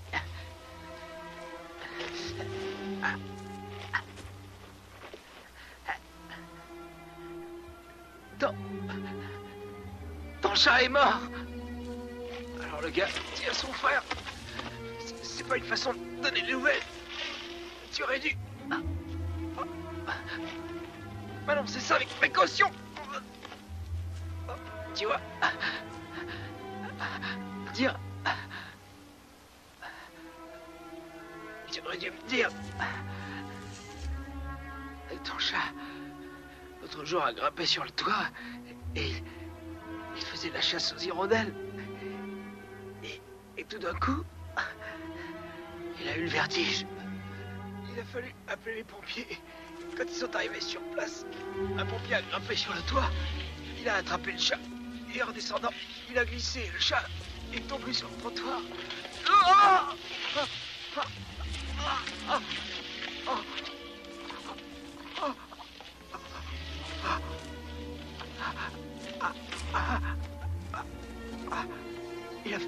Il a fallu conduire le chat chez le veto. Et il a voulu essayer de sauver le chat. Il l'a même opéré. Le chat c'est plus trop tard. Il n'a pas réussi à sauver le chat. C'est comme ça qu'on doit faire pour annoncer une catastrophe.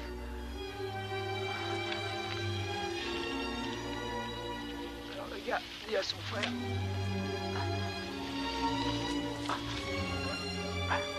Comment va maman? Et le frère lui répond...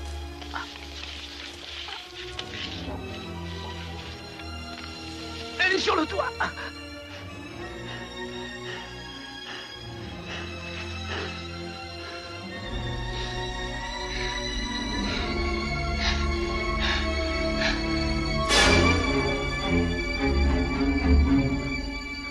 Faut figer. Elle est sur le toit.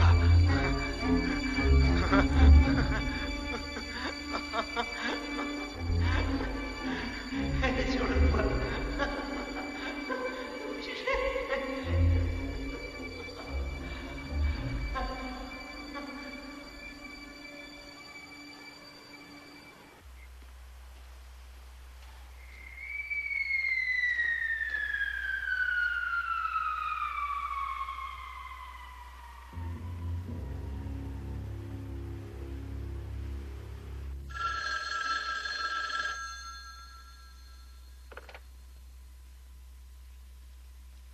Allô?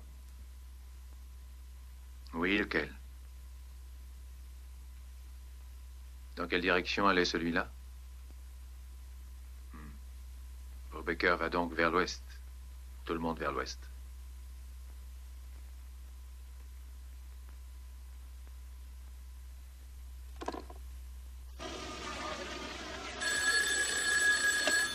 Profil.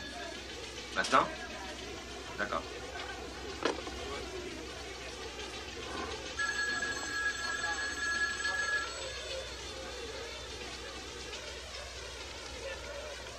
Comme c'est gentil à toi de nous accorder une journée. Je crois que j'ai quelque chose, patron. Tu as besoin de voir un psychiatre ou un neurologue? Attendez, ne me dites pas qui c'est un fixé.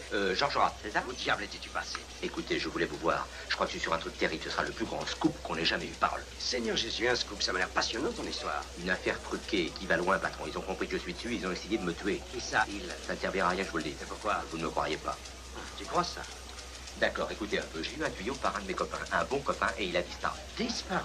Comme s'il n'avait jamais existé. Il y a une dame inconnue à sa place dans son appartement. Son appartement est tout transformé. Elle dit qu'elle habite cette maison depuis plus d'1 an. J'ai été chez le gérant, j'ai vu tous les contrats de location. Ils ont en effet des reçus de cette femme depuis plus d'1 an. J'ai été à la NASA, au service du personnel. Ils n'ont pas de dossier au nom de mon ami. Il n'a jamais travaillé là. Ils disent qu'ils n'ont jamais entendu parler de lui. Donc, ce bon copain qui travaillait à la NASA t'a filé un tuyau, et pff, il a disparu. Et il se trouve que cet ami n'a jamais habité son appartement, ni travaillé pour la NASA. Et c'est ce gars-là qui t'a refilé ce scoop d'ordre cosmique époustouflant, et tu penses que je ne vais pas te croire. Et ma bagnole, on m'avait saboté ma bagnole. Celle avec laquelle tu as décidé d'apprendre à plonger? Quelqu'un l'a trafiqué. Les freins ont été sabotés. Tu peux le prouver? La police a dit... Les flics ont dit qu'il n'y avait rien d'anormal. Et tu penses que je ne vais pas te croire? Ce n'est pas tout, on a tiré sur moi. Quand? Hier à 15h. Dieu soit loué, j'ai un bon alibi. C'est la vérité, je vous le jure. Alors écoute-moi. Et écoute bien. Je n'aime pas les gens comme toi, Kofi. Tu es trop ambitieux. Tu crois que le moyen de gagner des galons, c'est de me balancer le scoop du siècle, sans doute. Woodward et Bernstein, eux, étaient de bons reporters. C'est ce que j'appelle des journalistes. Ils n'ont pas dit qu'ils avaient repéré la planque de Patty Hearst 3 fois, comme toi tu me l'as dit.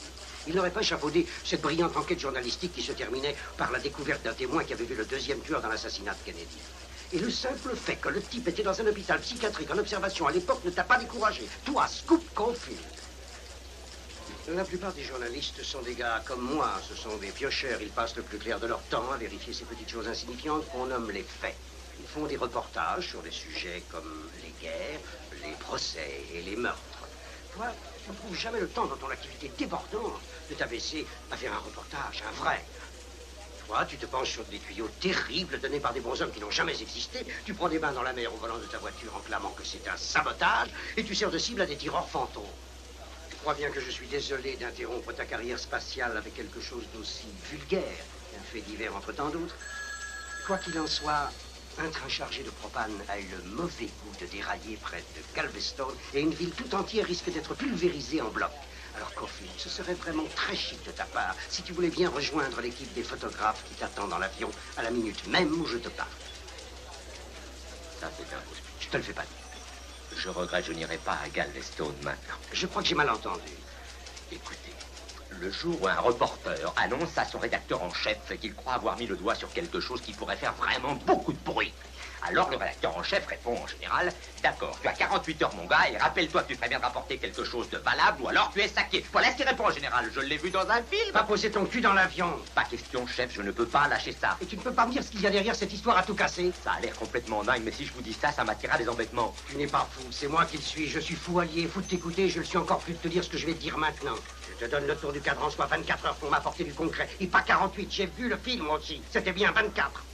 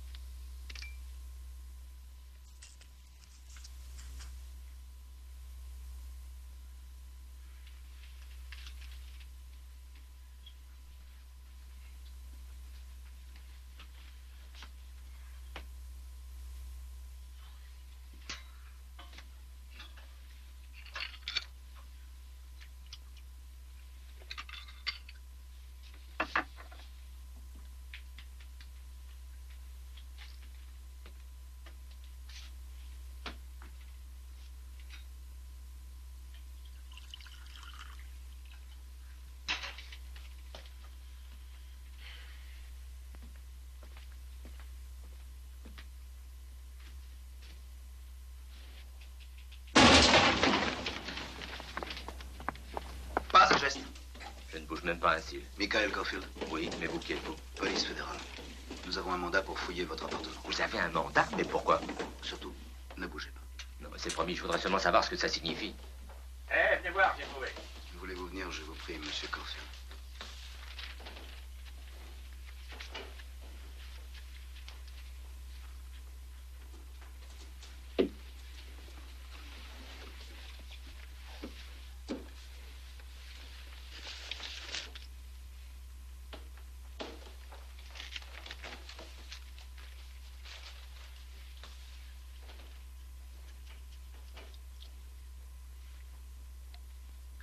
Monsieur Caulfield, je suis désolé. Je suis obligé de vous arrêter pour détention de cocaïne. Non, c'est impossible. Ça n'est pas vrai. C'est vous qui avez mis ça là et vous le savez. Vous avez le droit de garder le silence. Et vous avez le droit de prendre un avocat. Je ne vous crois pas, c'est vous qui l'avez apporté. Tout ce que vous dites peut être retenu contre vous par le tribunal. Ça fait partie du même complot, un bande de fumier. Eh, doucement, dis donc. Écoutez, c'est pas nécessaire de mettre les notes. Mais si, monsieur Caulfield. Il y a des charges très sérieuses contre vous. Ne les alourdissez pas par une résistance inutile. C'est un coup monté. Eh, doucement. J'arrive pas à le croire.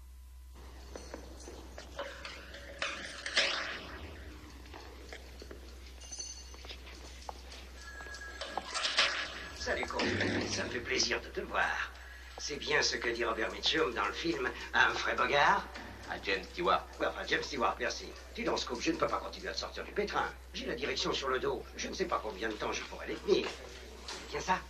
C'est ça. Faux. Je te sors de là pour ne pas avoir d'ennui à la télévision. Caulfield, tu as la poisse. Je ne peux même pas t'envoyer pour un chien écrasé. Tu vas te faire écraser toi-même. Et encore, tu trouveras le moyen d'en être responsable. Alors, salut, Scoop. Tu es viré. Oh, que j'aime ces mots-là. Je les aime tellement qu'il faut que je les répète. Tu es viré, foutu à la porte. Oh, ça me fait plaisir. On le dirait pas, je vous assure. Eh bien, Scoop, détrompe-toi, je m'en fous royalement. Et tu vois, je te l'avais dit, quand tu me parles de la condition pénible du journaliste solitaire, je te dis d'aller te faire foutre. Quand tu me parles de partager ta vie passionnante, je te dis d'aller te faire foutre. Quand tu me dis qu'on t'a tiré dessus, qu'on t'a viré de ton journal, alors là, je rapplique immédiatement. Tu es malade.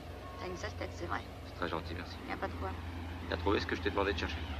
Vers 1h du matin, j'ai reçu un coup de fil d'un journaliste chômeur qui voulait que je lui trouve au milieu de la nuit toutes les installations militaires dans un rayon de 500 km autour de Houston. T'as une façon de t'exprimer bien à toi. Est-ce que tu as trouvé? Oui, mais ça n'a pas été facile, ça a demandé d'épuisantes recherches. Bien, je suis fier de toi. Combien il y en a? Une seule.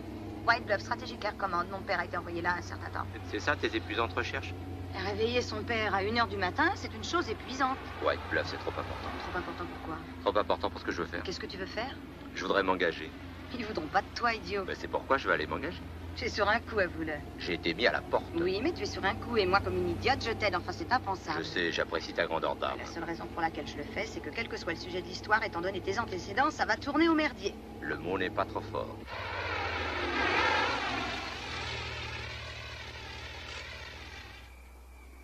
Allez, viens, je te fais un bon café et je t'autorise à me sauter. T'es sûr qu'il n'y en a pas d'autres en dehors de White Bluff? Non. Non, sauf une base abandonnée, mais qui a servi pour l'entraînement pendant la dernière guerre. Jackson, il n'y a plus rien là. Bon, alors tu peux pas me sauter. Mais si, je te sauter. Où c'est Jackson? Environ 500 km à l'ouest. Tu sais que tu commences à m'énerver, toi. Est-ce que t'as un peu d'argent dans ton sac? Et tu veux pas que je te paie tout de même? Combien t'as? 100 $. J'aurais mieux fait de les laisser chez moi ce matin. Donne-les-moi tout de suite. Et d'avance encore, tu fais pas de complexe? S'il te plaît. Et les clés de ta voiture.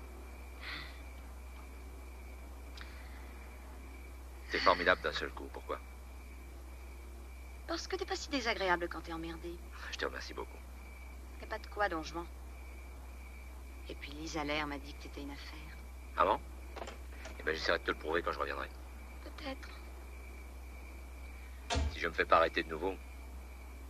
Marché conclu.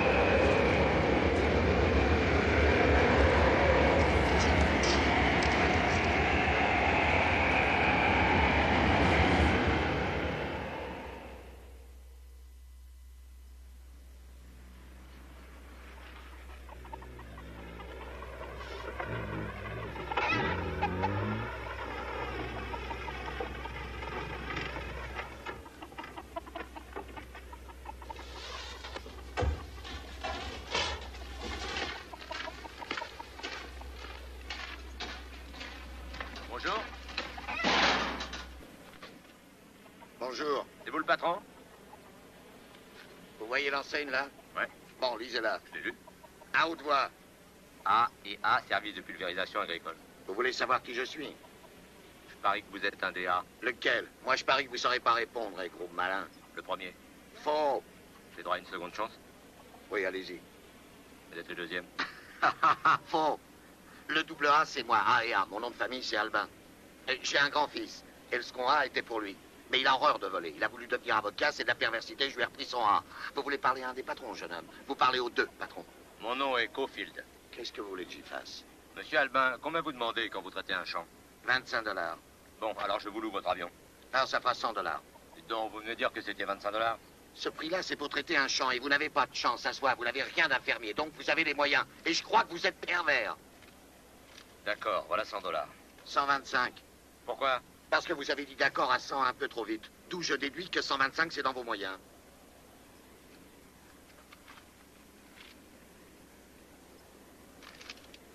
Alors, où est-ce qu'on va, gros malin? Je sais pas exactement, je cherche quelqu'un qui s'est perdu. C'est votre pognon.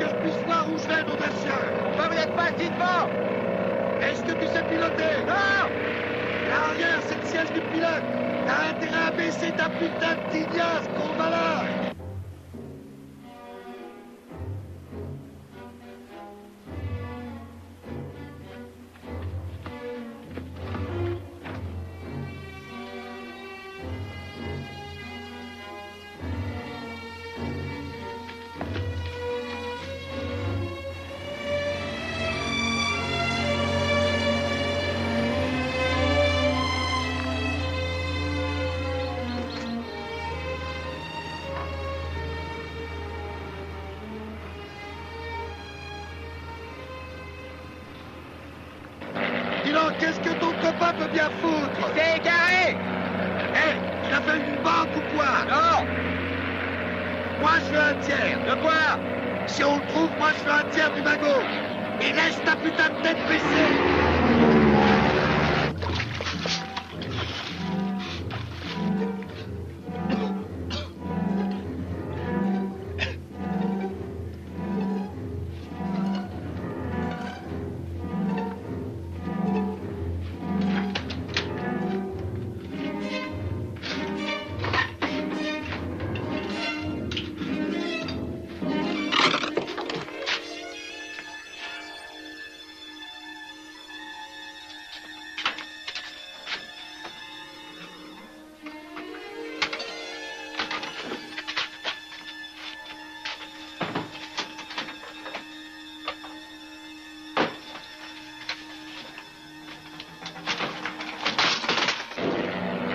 Qu'il faut chercher dans une autre direction? Hé, voilà. Là-bas, regarde. Ça, les hélicoptères. Ça fait 2 jours que je n'ai pas tourné dans le coin. Alors suivons-les, Albin. Oui, si je pouvais les voir.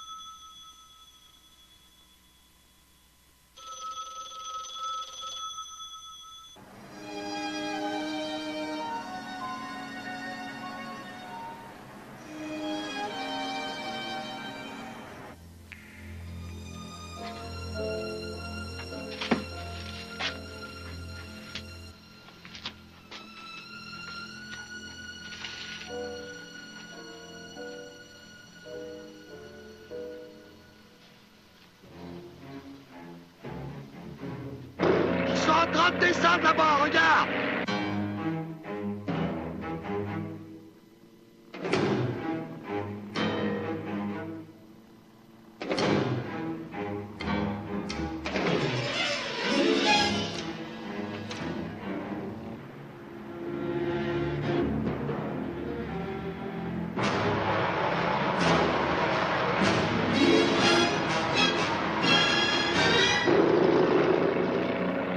Là-dedans!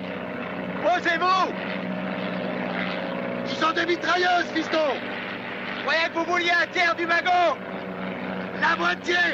La moitié, Dac!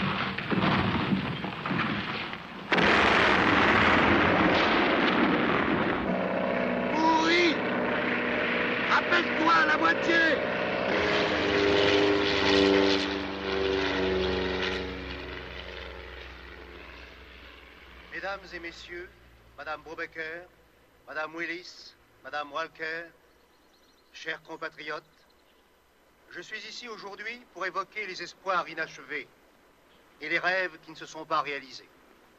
Charles Brubaker, Peter Willis et John Walker ont quitté cette terre pour matérialiser leurs rêves il y a un peu plus de 8 mois. Il ne leur a pas été permis de nous revenir.